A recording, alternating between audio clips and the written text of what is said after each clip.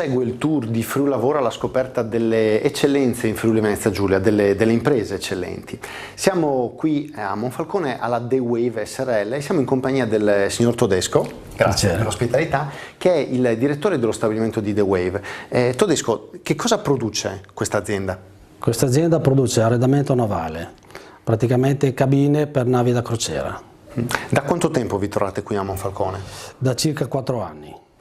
E quanta gente opera qui nello stabilimento di Monfalcone? Insomma, quanti dipendenti avete? Dunque abbiamo 65 operatori in produzione e 15 impiegati.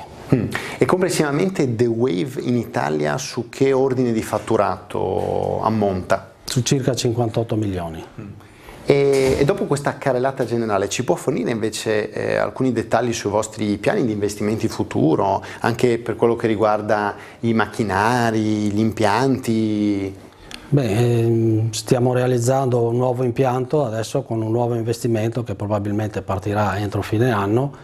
Si tratta dell'acquisto di nuovi macchinari e speriamo in breve di poter realizzare questa nuova linea. Ecco, macchinari anche che hanno a che fare con la digitalizzazione di impresa, in questo senso qua? Sì, tutti macchinari di recente, innovativi.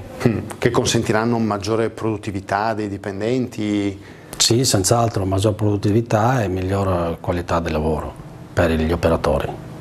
Bene, ringraziamo il signor Todesco. A lei. Grazie. E adesso nella seconda parte di questa puntata su The Wave andremo ad approfondire assieme all'HR manager e alla dipendente di MAV il tema delle risorse umane in The Wave, sia dal punto di vista della formazione che degli inserimenti che anche delle vacancies che ci sono in The Wave SRL qui a Monfalcone.